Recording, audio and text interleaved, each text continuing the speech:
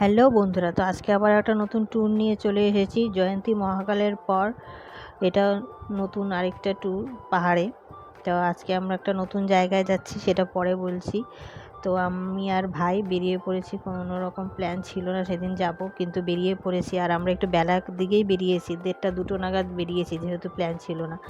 আর এই দেখো সেই রাস্তাটা, এটা হচ্ছে রাজা ভাত খাওয়ার রাস্তা। আর দুপাশে ফরেস্ট, আর মাঝখান দিয়ে সরু রাস্তা। দুপুরে বেরিয়েছি আমরা, তাই একদম রাস্তায় লোকজন ছিল না, ফাঁকা রাস্তা। তা আজকে আমরা যেখানে যাচ্ছি সেটা হচ্ছে ছিপ ছিপ পিকনিক স্পট। তো যাচ্ছি আজকে অনেক দিন পর ওখানে, দেখা যাক। তো দুপুরবেলা বেরিয়েছি বলে তো যেতে যেতে আমরা চলে এসেছি প্রায় কালজানি নদীর একটা ব্রিজে। তো সেখানে কিছুক্ষণ দাঁড়াই, কারণ আকাশটা এত পরিষ্কার ছিল, তো দূর থেকে পাহাড়টা দেখছিল, তাই ওখানে একটু দাঁড়াতে বললাম ভাইকে। দাঁড়িয়ে আমি একটু কিছু ছবি নিচ্ছিলাম আর একটু ভিডিও করছিলাম। আর এই হচ্ছে সেই কালজানি নদী। আর নদীতে একটুকু জল ছিল না, কারণ পাহাড়ের নদী বর্ষাকালে খুব জল থাকে, গ্রীষ্মকালে এত জল থাকে না। তো নদীর জল একদম শুকিয়ে গেছে। আর দেখো ব্রিজটাতে একটা লোকজন কেউ নেই, আমি আর ভাই দুজনে, একদম পুরো শুনশান ছিল।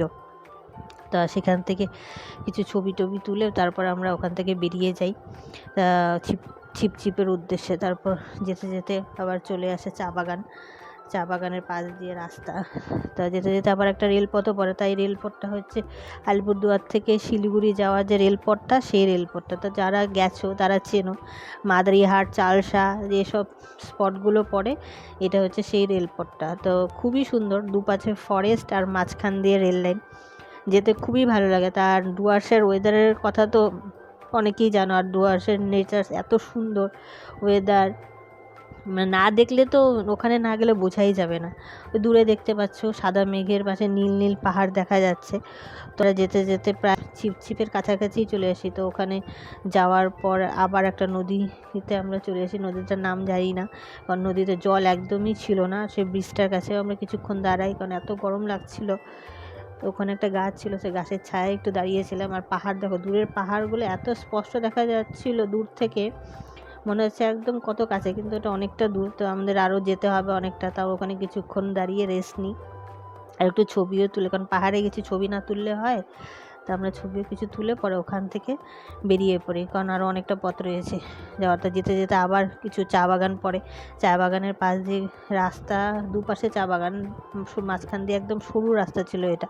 তো এই জায়গাটা অনেকটা না উটির মতন লাগছিল দেখতে, কারণ চা বাগানের পাশেই ছিল একদম গাছ।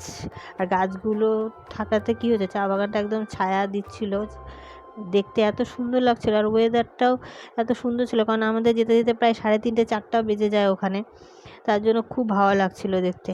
তো যেতে যেতে আমরা প্রায় ছিপের কাছাকাছি চলে আসি। তো ওখানে যাওয়ার পর জানতে পারি যে স্পট বন্ধ ছিল। তা আমাদের আর ভেতরে ঢোকা হয়নি, দূর থেকেই পাহাড়, চা বাগান, নদী এসব দেখেই চলে আসতে হয় স্পট বন্ধ থাকার জন্য। তো আস্তে আস্তে ভাই বলছে যে খুব খিদেও পেয়েছে। তো আমারও খুব খিদে পেয়েছিলো, কারণ 3:30-4টা বেজে গেছে, কিছু খাওয়া হয়নি।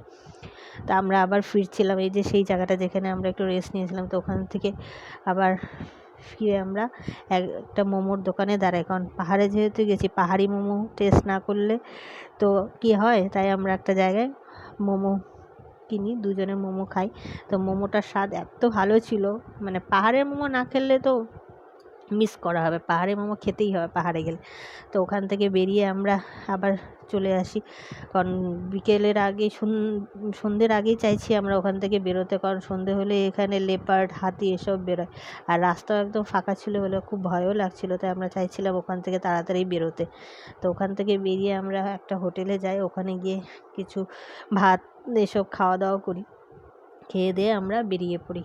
তা তোমরা যদি এরকম ছোটো ছোটো ট্যুর ভিডিও দেখতে চাও, আমার চ্যানেলটি সাবস্ক্রাইব করে দিও। টাটা।